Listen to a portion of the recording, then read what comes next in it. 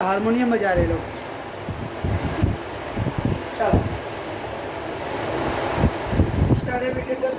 Adjustment adjustment date कर देना बस, बाकी थोड़ा है कि नहीं मॉडल जी। Let take the 11 adjustment. Insured goods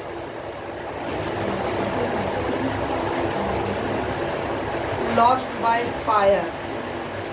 अरे नहीं हुआ, वो अनइंश्योर्ड था, ये इंश्योर्ड है।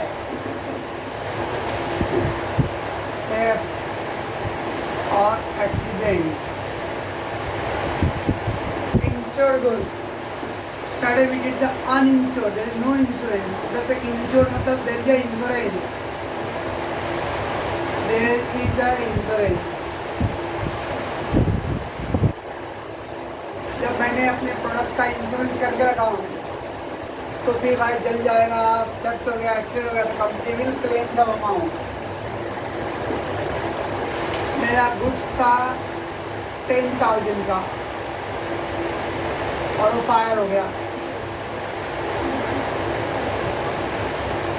कंपनी को मैंने कंप्लेन किया तो कंपनी पूरा इंक्वायरी करने के बाद बोला भाई आपको मैं इंश्योरेंस का क्लेम करूँगा। Insurance claim 8,000 rupees. तब 10,000 का चल लो, 8,000 देगा खाली, मैं नहीं लूँगा, मत ले। सोचा 10 चल गया, 8 देगा, कम से कम 2 ही नुकसान रहेगा, नहीं देगा तो पूरा नुकसान रहेगा। तो 10,000 का गुड्स था, 8,000 का इंश्योरेंस क्लेम। सो बैलेंस जो अमाउंट था उसको बोलते लॉस हो गया, मेरा एक्चुअल लॉस। तो एक्चुअल लॉस इज ओनली 2,000। तो गुड्स लॉस हो गया फायर से 10,000 का, but the company insurance company ने आपको बोला 8,000 रुपये मैं आपको पेड करूँगा, बाकी का 2,000 रुपये लॉस। पे प्रोसीजर 10,000 गुड्स था, total goods loss by fire 10,000, company admitting the claim 8,000 and बाकी का बैलेंस मेरा टोटल लॉस है। अगर मैंने इंश्योरेंस नहीं लिया था तो if I have not taken any insurance at all, मेरा पूरा का पूरा 10,000 लॉस होता है। If there is no insurance, complete loss. और बिकॉज जब इंश्योरेंस होने की वजह से इसको बोलते जोर का धक्का धीरे से लगेगा भाई, 10 का जला का धक्का लगा तो लेकिन 2,000 के लॉस हुआ।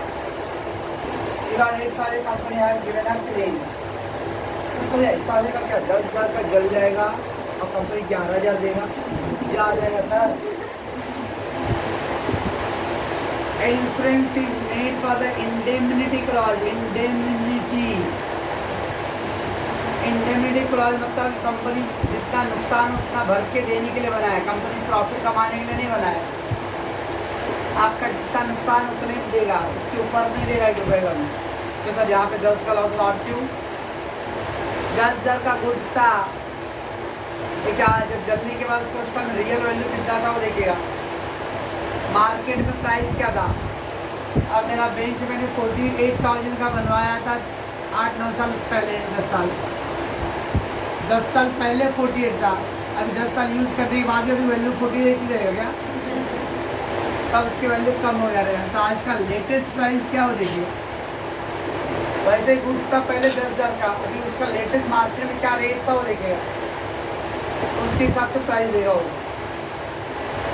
तो दैट्स वाई कंपनी थोड़ा और पैसे कट करके मार्केट का रेट जो है वो देगा। 10,000 गुड्स था, तो कंपनी के giving a claim 8,000 balance loss. अब इसका इफेक्ट कैसे डालना है? पहला गुड्स आ गया, ट्रेडिंग अकाउंट क्रेडिट साइड। कौन है जो पटेली मारा है, कौन है? Trading account credit side full amount मतलब जितना पूरा होगा टोटल अमाउंट पूरा अमाउंट लिखा ट्रेडिंग अकाउंट का क्रेडिट साइड में 10,000 कुछ चल गया, पूरा 10,000 पर लिखूंगा मैं। इंश्योरेंस क्लेम, उसके पैसे आप ऐसे गए और सामने से एकदम ऑन द स्पॉट दे देगा नहीं। इंडिया में इंश्योरेंस का क्लेम देना भी बहुत बड़ी बात है, एक जंग जीतने के बाद। ये डॉक्यूमेंट सबमिट करो, वो डॉक्यूमेंट सबमिट करो। जिस दिन आग लगा तुम कहाँ थे, क्या कर रहे थे, फायर सर्किट कहीं आग लगा है दया कि लगाया गया है, वो सब चेकिंग का विषय है। After making all the checking and inquiry, अगर कंपनी एश्योर है कि नहीं आग सच का लगा था, लगाया नहीं गया, तो क्लेम करेगा। ये सब होने में 2-4 महीने का टाइम भी लग जाएगा, ये पैसे जल्दी मिलता नहीं है। तो that is balance sheet asset side, जो पैसे मिलने वाला है, इंश्योरेंस क्लेम। बैलेंस शीट पे देखो कहीं फॉर्मेट मिलेगा इंश्योरेंस क्लेम, तो balance sheet asset side insurance claim का amount that is 8,000, but eventually finally there is 2,000 का लॉस हो गया, तो लॉस बाय फायर, इसको लिखते हम लोग profit loss account debit side. Benefit actual loss, अपना एक्चुअल लॉस का 2,000 ऐसा। मतलब trading account credit side full amount, जितना आपका नुकसान है पूरा अमाउंट 10,000 ट्रेडिंग अकाउंट का credit side. Balance sheet asset side insurance claim, जितना कंपनी क्लेम करने वाला उसको effect balance sheet asset side, और बाकी का जो फाइनल लॉस आपका that is profit loss account debit side.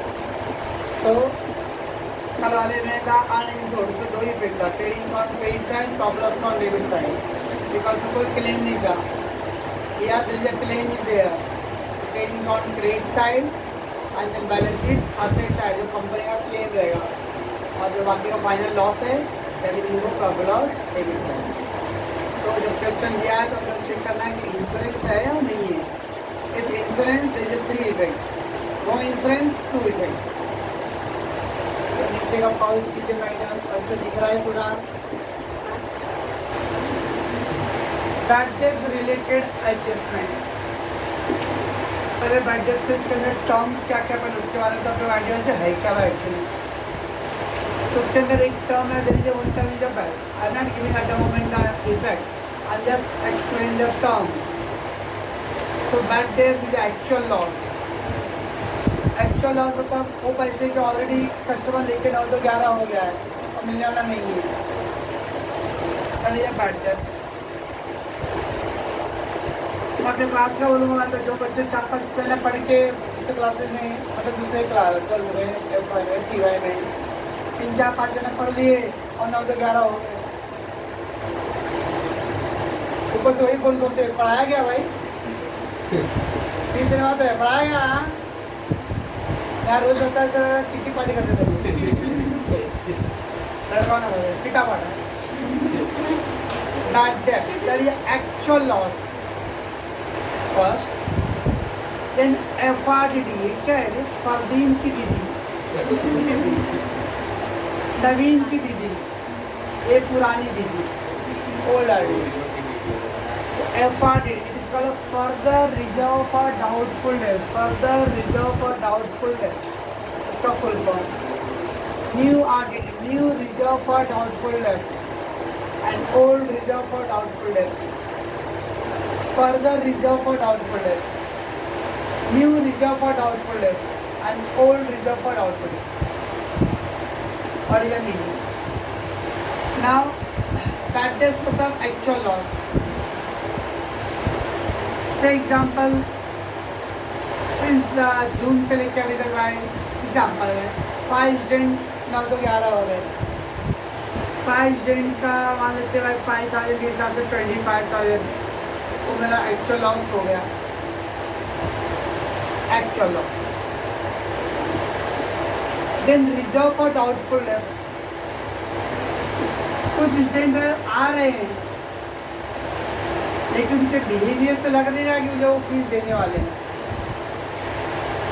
ऐसा मेरे को लग रहा है। अब उसके मन की बात क्या है आई डोंट नो, बट उसको जब भी बोलवाई उसको मम्मी बोली अगले महीने 10 तारीख, अगले महीने 10 तारीख, अगले महीने 10 तारीख, करते करते अप्रैल 10 आ गया।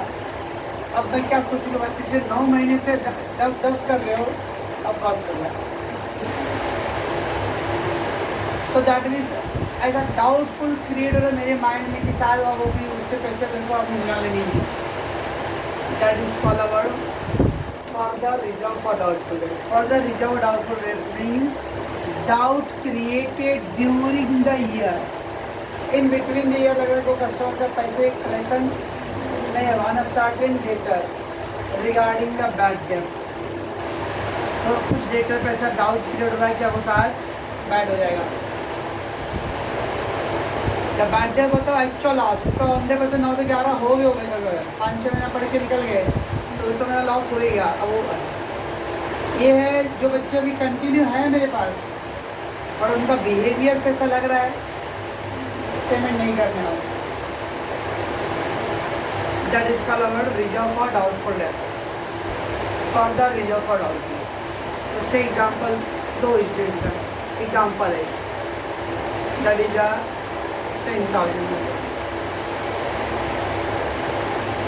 New reserve for doubtful dates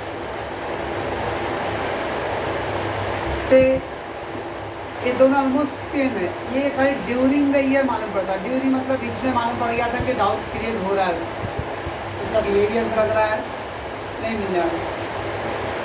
और ये ऐसे कस्टमर इसमें भी बाकी था लेकिन वो हमें सबसे लास्ट 10 महीने दे देंगे लाना नहीं बोले, हाँ ही बोले। अब जब महीने का आखिरी महीना आ गया है, लास्ट 1-2 वीक है, फोन करो आपके द्वारा डायल किया नंबर इस दुनिया में बैठे नहीं है, प्लीज डोंट डायल लेटर। फिर मैंने किसी जन को भेजा घर पे तो ताला लगा हुआ है, उसके आसपास के लोग तो गाँव गए,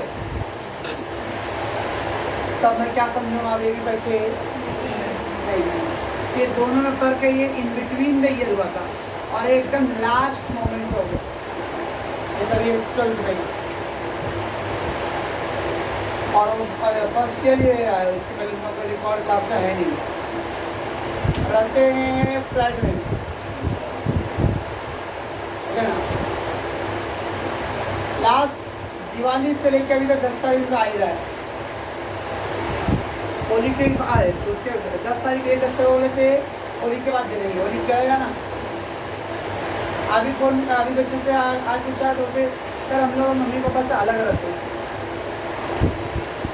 मतलब अलग रहते मतलब नहीं मम्मी पापा दोनों अलग रहते हैं, हम लोग अलग रहते हैं। अब इसको मैं क्या समझूँ? तो मैं बोला भाई आपको बोले तो होली के बाद देंगे। हाँ वो मम्मी से फ़ोन करके मुझे बताई थी कि सबको बोला होली बाद देंगे, तभी नहीं हम लोग अभी अलग रहते हैं। This situation about I will do से आई विल से क्या वो उसकी उम्मीद नहीं रखोगे।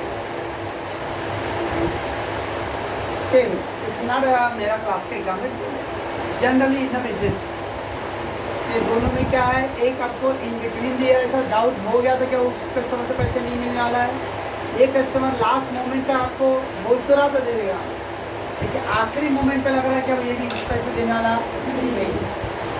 ये मैडम है अब वो जाएगा टिफिन का ही है 150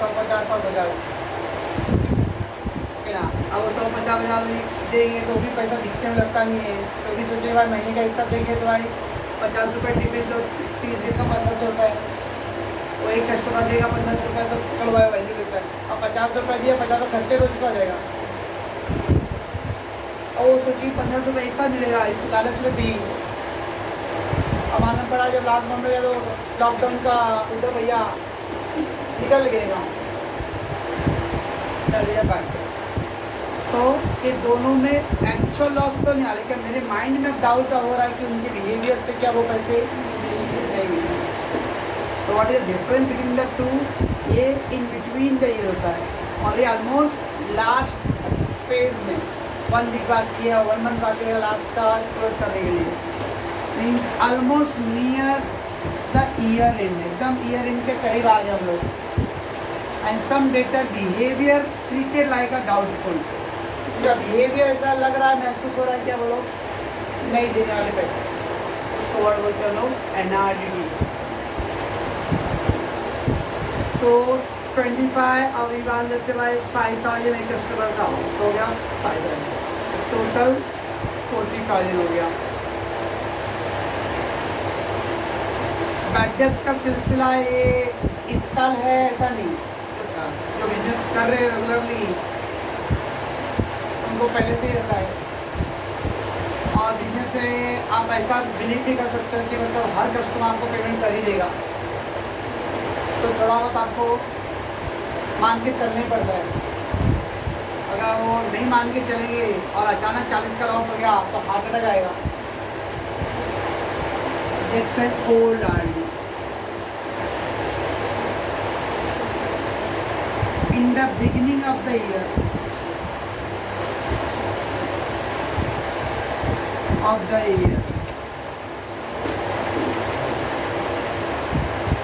businessman presume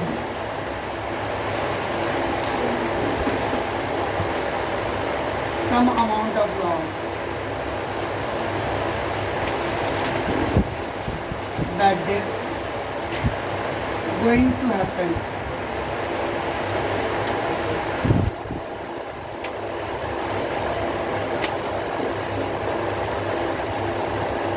As per past experience.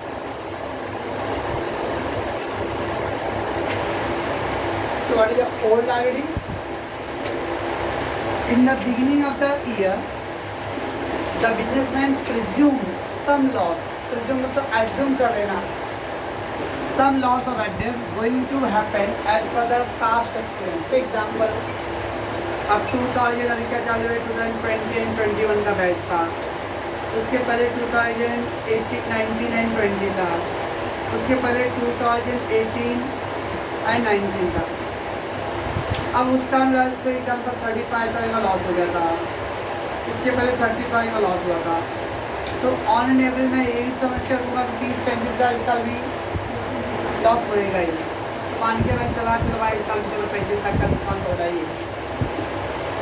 ये आपने अज्यूम करके रखा, उसको वर्ड बोलते हैं ओल्ड आरडी।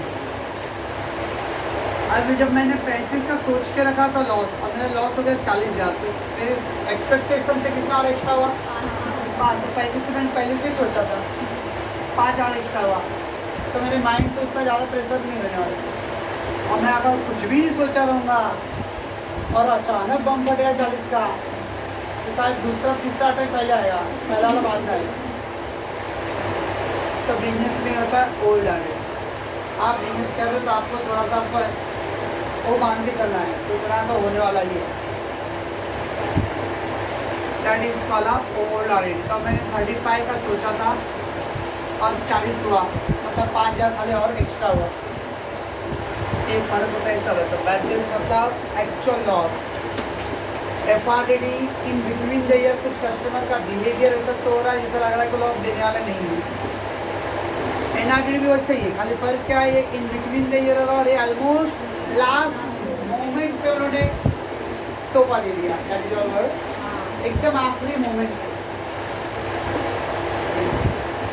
तो दैट इज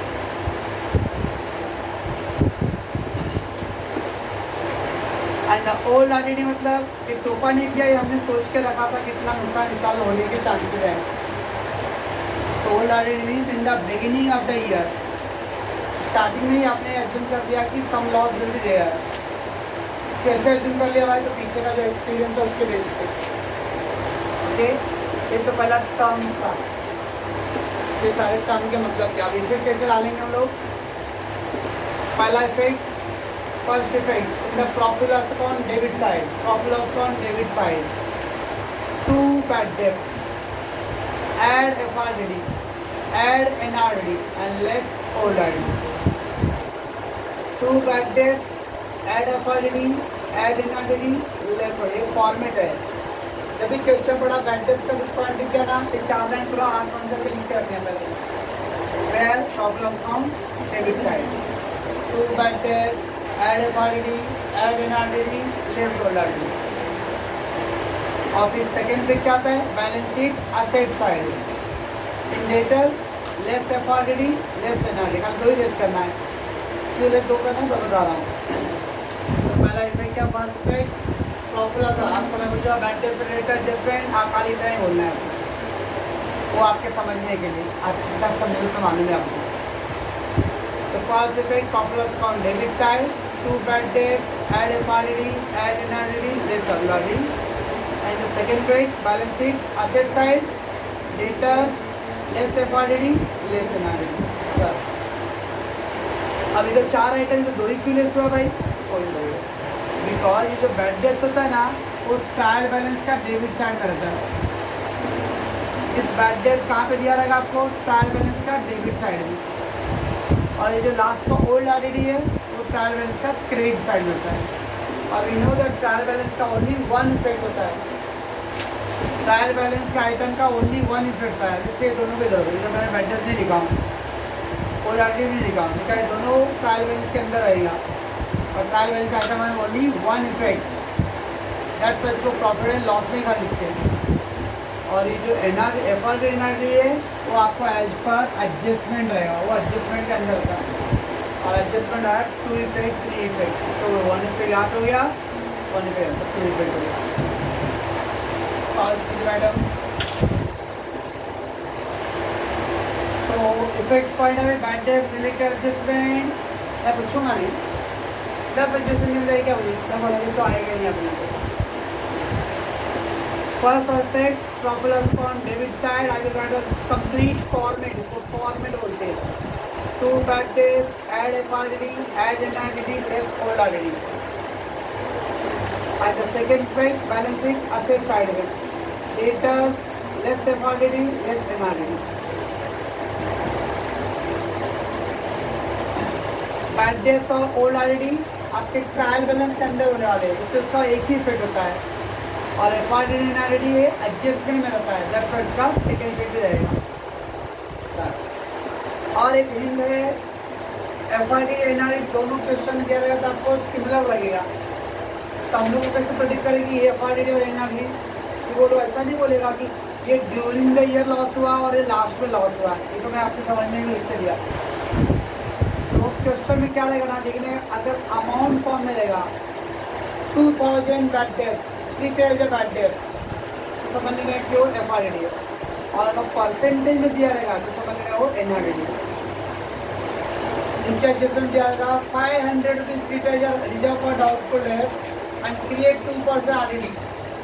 तो जो 500 रुपये दिया था वो एफआरडी है, और जो 2% दिया वो एनआरडी है।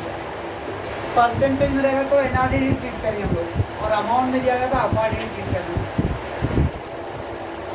पॉज कीजिए मैडम। नेक्स्ट है इंस्टॉलेशन चार्जेज, डेप्रिसिएशन चैप्टर था, उसके अंदर वर्ड आया था इंस्टॉलेशन चार्जेस, इरेक्शन चार्जेस और fixation charges of assets included और डेबिटेड इन एक्सपेंस। अब 15,000 का मैंने टीवी मंगाया, टेलीविज़न, और उसका 1,000 रुपया टैक्सी का भाड़ा आ गया, टैक्सी फेयर। कोई मेरे से पूछे टीवी कितने का पड़ा, तो मैं 15 का खाली बोलूँगा, 1,000 रुपये का जेब से भरूँ, तो बोलो भाई 16,000 लग गया मेरा। और फिर भाई टीवी के कांच को बनाने में छोड़ूंगा, मिठाई कर दिया, 500 रुपया और लग गया भाई, आधा किलोमीटर, तो भाई 16,500 का बैटरी लीटर पड़ेगा। It means that all the expenses for bringing that assets will be added to that asset.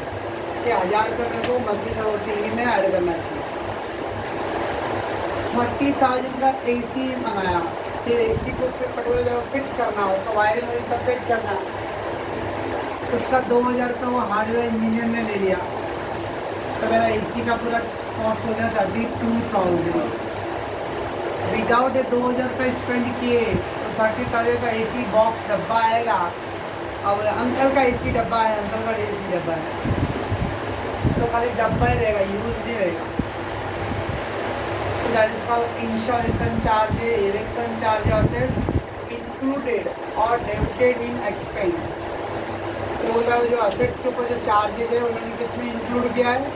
Expense के अंदर इंक्लूड किया है। ये 1,000 रुपये एक्सपेंस नहीं बोलेंगे, ये 1,000 रुपये असेट्स का चार्ज बोलेंगे। ये 2,000 रुपये वो AC का चार्ज है, दिस इज नॉट एक्सपेंस, और ऐसा नहीं कि 2000 का खर्च किया तो हर महीने वो इंजीनियर को बुलाना पड़ता है। तो एक बार आपने जिस जगह पर फिट करना था फिट कर दिए, बार बार नहीं बुलाना है। ये वन टाइम एक्सपेंस है और इसका बेनिफिट लॉन्ग टाइम है। सो इधर दिया installation charges of assets included और डेबिटेड इन, दोनों का मतलब एक ही है। इंक्लूडेड और डेबिटेड इन एक्सपेंस, असेट्स का चार्ज उन्होंने कहाँ पे ऐड कर दिया, इंक्लूड किया है एक्सपेंस के अंदर, दैट इज रॉन्ग। असेट्स का चार्ज है तो ऐड कहाँ पे करना चाहिए, उसको असेट्स के अंदर ऐड करना चाहिए, बट दे हैव एडेड और इंक्लूडेड इन एक्सपेंस, तो दैट इज रॉन्ग। मस्त टीवी का चार्ज है और लोगों ने 1000 रुपये महीने वर्कर लोगों ने काम किया, इसलिए वेजेस में ऐड कर दिया। आजकल लेबर जैसे एग्जाम्पल इधर फैक्ट्री है, यहाँ पे लेबर लोग सब काम कर रहा है। हाँ हाँ हाँ इधर काम कर रहे हैं, स्पेस पे काम कर, स्पेस ओके ना।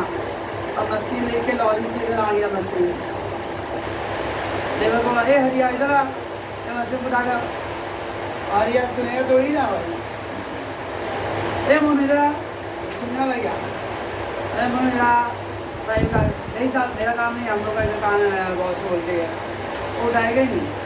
ऐसे बोलो चाय पानी के लिए दूंगा, आ जाएगा तुरंत आ जाएगा। तो चाय पानी का नाम नहीं है ना, चाय पानी तो पैसा वाला पानी कोई भी आ जाएगा, दोनों आ गए। बोला भाई मशीन में यहाँ पे ही जगह फिट कर रख दो सब, बोला दिए 500 रुपये लोगों को स्पेस वाला पानी के लिए दिया बस। तो दैट मीन्स ये 500 रुपये लेबर लोग का वेजेस चार्ज नहीं था, मशीन को उन्होंने एक्स्ट्रा काम किया उन्होंने। तो दैट्स अभी क्या करना है, उसको असेट्स के अंदर ऐड करने हैं, और उन्होंने कहाँ पे इंक्लूड किया है एक्सपेंस में। तो दैट इज रिवर्स कर दो, लेस फ्रॉम एक्सपेंस की लेस कर रहा हूँ, बिकॉज जो एक्चुअली एक्सपेंस किसका था, असेट्स का था, बट उन्होंने रॉन्गली कहाँ पे ऐड कर दिया है एक्सपेंस में। तो अभी लेस फ्रॉम एक्सपेंस, कौन सा एक्सपेंस में मतलब दिया रहेगा, installation charge of machinery included in wages, तो लेस फ्रॉम वेजेस और ऐड टू द असेट्स, तो वेजेस में से लेस करूँगा, मशीन में ऐड करूँगा। Installation charge of computer added in salary, less from salary add to the computer. जो भी एक्सपेंस उन्होंने ऐड इंक्लूड किया था वहाँ से पहले क्या करो, लेस करो, एंड दैट रिस्पेक्टिव असेट्स का हमें क्या करना है, ऐड करना है। ऐसा दिया रहेगा। Erection charges of furniture debited to carriage, erection charge of furniture का है, उन्होंने कहाँ पे डेबिट किया, उसको कैरेज में। तो हम लोग क्या करेंगे, लेस फ्रॉम कैरेज, कैरेज में से लेस करना है और add to the furniture, carriage में लेस करो, फर्नीचर में ऐड करो। अब वो कैरेज कहाँ पे ट्रेडिंग कर, तो ट्रेडिंग में लेस करेंगे। समटाइम अगर सैलरी बोलता था, रिस्पॉन्स सैलरी, सैलरी क्या होता था, profit. Less from expense trading और प्रॉफिट का debit side and add to the balance sheet asset side, asset कर लो, एक्सपेंस में लेस करो और असेट के अंदर ऐड करो। और इसका अपोजिट है रिपेयर्स ऑफ असेट्स, असेट्स को रिपेयर किया, डेबिटेड और इंक्लूडेड असेट्स। अब रिपेयर लाइक आटा चक्की वाले हर मंडे को बंद रखते हैं और रिपेयर करना है रेगुलरली, हर वीकली करना है। टैक्सी ड्राइवर वाले लोग वो थोड़ा बहुत मैकेनिक काम लोग एक्सपर्ट खुद ही हो जाते हैं करते करते, तो थोड़ा बहुत काम वो करते रहेंगे। कंप्यूटर है, प्रिंटर है, उसको हमेशा करते रहते हैं। तो that mean repair of assets. पापा संडे को अगर छुट्टी रहा तो अगर पहले जमाने के पापा हैं उनको बैठने का मन ही नहीं, उनको लगता आराम होता तो काटता है क्या, तो कुछ ना कुछ घर में बैठे तो पंखा साफ करेंगे, कभी टीवी साफ करेंगे, भयागिरी करते ही रहते थे।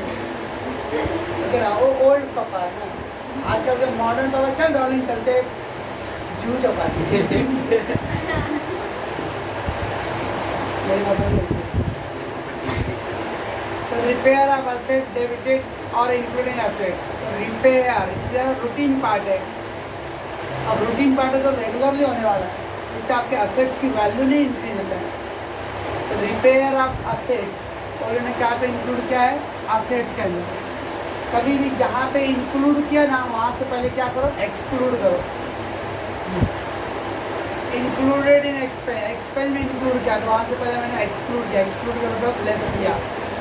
वैसे आप उन्होंने असेट में से इंक्लूड किया है तो अभी असेट में से क्या करो, लेस करो, less from your assets. And repair always भी आप रिपेयर लिख के दिया प्रॉफिट और अकाउंट डेबिट साइड में रिपेयर, रिपेयर हमेशा प्रॉफिट और अकाउंट डेबिट साइड। क्वेश्चन क्या रहेगा, repair of building, repair of building debited to building. अब बिल्डिंग का रिपेयर है, उन्होंने बिल्डिंग में ऐड कर दिया, रॉन्ग। तो पहले लेस फ्रॉम बिल्डिंग और रिपेयर वर्ड कहाँ लिखेंगे हम लोग, profit loss account debited. Repair always word है प्रॉफिट लॉस के लिए। तो अगर उन्होंने असेट में ऐड किया है तो पहले असेट में से क्या करो, लेस करो and the profit loss account debit करो। पास कीजिए मैडम। नेक्स्ट है इंटरेस्ट ऑन बैंक लोन और लोन टेकन, दोनों लायबिलिटी है।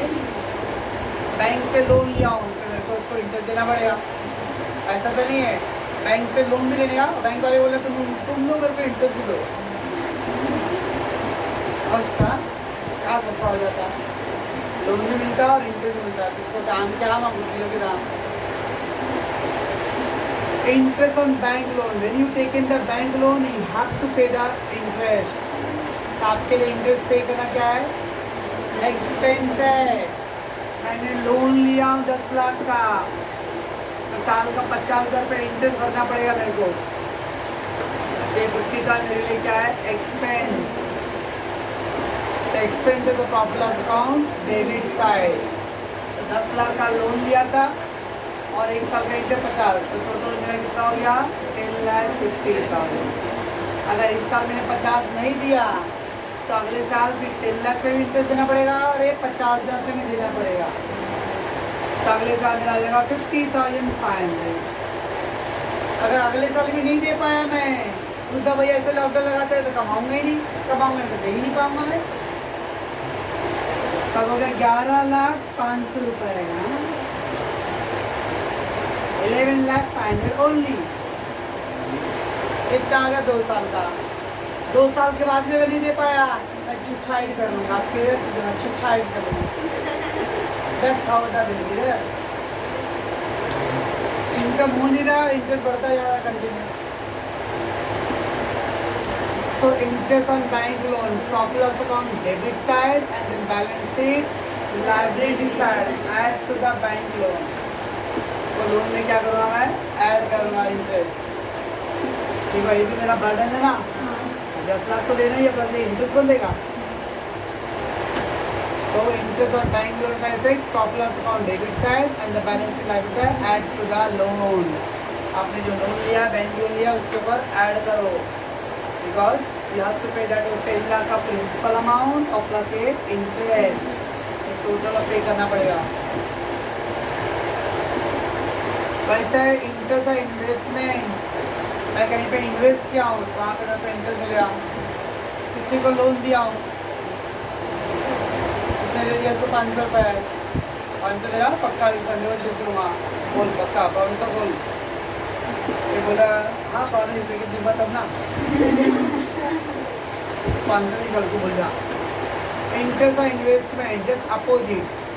मैंने लोन लिया था तो मेरे लिए एक्सपेंस था, अब मैंने किसी को लोन दिया हो जिससे मैं इंटरेस्ट लूँगा तो मेरे लिए क्या होगा, income, profit loss account credit side.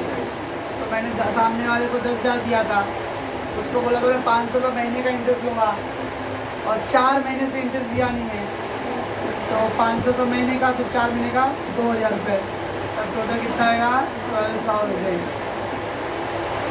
10,000 loan दिया था वो और 2,000 रुपये इंटरेस्ट वाली जो रखूँ सारे भुगतान, उसकी बारी अभी जोड़ेगी, दूसरे का बढ़ाएंगे तो जोड़ेगा नहीं। तो profit loss account credit side and balance sheet asset side का इन्वेस्टमेंट का लिखते हम लोग asset side add to the loan given और ऐड टू द इन्वेस्टमेंट। ये दोनों अपोजिट है। बैंक लोन पे इंटरेस्ट अपने लिए एक्सपेंस है, प्रॉफिट डेबिट। इन्वेस्टमेंट पे इंटरेस्ट अपने लिए इनकम है, प्रॉफिट क्रेडिट। वो एक्सपेंस था तो अपना बर्डन है, तो balance sheet liability side add to the loan taking. ये इन्वेस्ट किया हो तो मेरे को इंटरेस्ट मिलेगा, अपना वो असेट्स क्रिएशन है, तो balance sheet assets side add to the loan given और ऐड टू द इन्वेस्टमेंट। पाउच कीजिए दीदी। नेक्स्ट है interest on capital. Interest on capital balance sheet का फॉर्मेट चेक करो। अगर मैंने लिखा रहेगा कैपिटल अकाउंट लायबिलिटी साइड में और लिखा रहेगा कुछ less drawing, less interest on drawing, add introduce capital, add interest on capital, ऐसा कुछ लिखा रहेगा। तो interest on capital add balance sheet liability side add to capital, add to capital, capital में ऐड कर दो। तो इंटरेस्ट ऑन कैपिटल का effect profit loss account debit side पहले इफेक्ट। इंटरेस्ट ऑन कैपिटल का effect profit loss account debit side. Profit loss account debit side check करो तो रहेगा इंटरेस्ट ऑन कैपिटल। तो एक effect profit loss account debit side, second balance sheet liability side add to the capital. अब इसका opposite interest on drawing profit loss account debit side है, profit loss account credit side है। Capital का interest add करते हैं, balance sheet liability side less from capital, interest on drawing less from capital. Capital का interest add करना है, drawing का interest less करना है। तो अब 20 एडजस्टमेंट है, देखिए तो 10 का है, 10 है उसका अपोजिट 10 है ऑलमोस्ट। ये दो हो गया सेम। अब ये दोनों भी सेम है। Bill receivable dishonoured, bill receivable dishonoured मतलब बिल रिसेबल कैंसिल हो गया। Dishonoured means cancel, Popatlal cancel. तो जब कैंसिल हो गया है तो less from bill receivable, less from bill receivable. और जो लोग हम लोग को बिल देते हैं वो लोग कस्टमर है, कस्टमर मतलब debtor, back to the debtor. किसी स्टूडेंट ने मेरे को फीस के लिए चेक दिया तो मैं उसके चेक उसकी फीस के नाम के सामने रजिस्टर में लिखूँगा पेमेंट मेड और पूरा फुल पेमेंट कर दिया, बैलेंस जीरो, फुल पेड। अब वो चेक बैंक में डाला, बाद में चेक बाउंस हो गया तो बैंक वाले मेरे मुँह पे फेंक के मार रहा है चेक। मैं उसको बड़ा सा पत्थर रख के उसके मुँह पे फेंक के मारूँगा। बस रजिस्टर में कुछ करूँ नहीं कुछ करूँ, चाड़िया है क्या? पैसे कम है मेरे अकाउंट में, पैसा आया ही नहीं। और जब चेक जब मैंने किया पूरा पेमेंट हो गया, नो बैलेंस, तो पैसा आया ही नहीं अकाउंट में। तब लिखो भाई क्या लिखो, cheque bounce, so balance is left, full 5000 balance left, ऐसा लिखो ना भाई। That's why I add to the customer, I add to the debtor. The bill receivable dishonor or bill receivable cancel, less from bill receivable and add to the debtor. ये दुनिया का एकमात्र adjustment है जिसका दोनों इफेक्ट असेट साइड है। Bill receivable भी asset में आता है और डेटर भी असेट में आता है। ये दोनों इसका इफेक्ट एक ही साइड में होने वाला है। अभी तो एक क्या होता था, प्रॉफिट लॉस में, दूसरा बैलेंस शीट में, एक क्रेडिट कार्ड में, दूसरा प्रॉफिट लॉस में। पर ये दोनों इफेक्ट बैलेंस शीट का असेट साइड है। इसका डेटर बिल रिसेबल दोनों कहाँ पे पहुँच चुका है, असेट साइड। तो let's from BR add to the debtor. वैसे ये भी है बिल्स पेबल डिजॉनर, तो less from bills payable add to the creditor. तो बीआर और डेटर का रिलेशन और बिल्स पेबल और क्रेडिटर का रिलेशन, और ये दोनों कहाँ पे आता है, लायबिलिटी साइड। बस ये 20 एडजस्टमेंट नहीं बस अभी आपके ऑनलाइन हाउस कर दीजिए दीदी।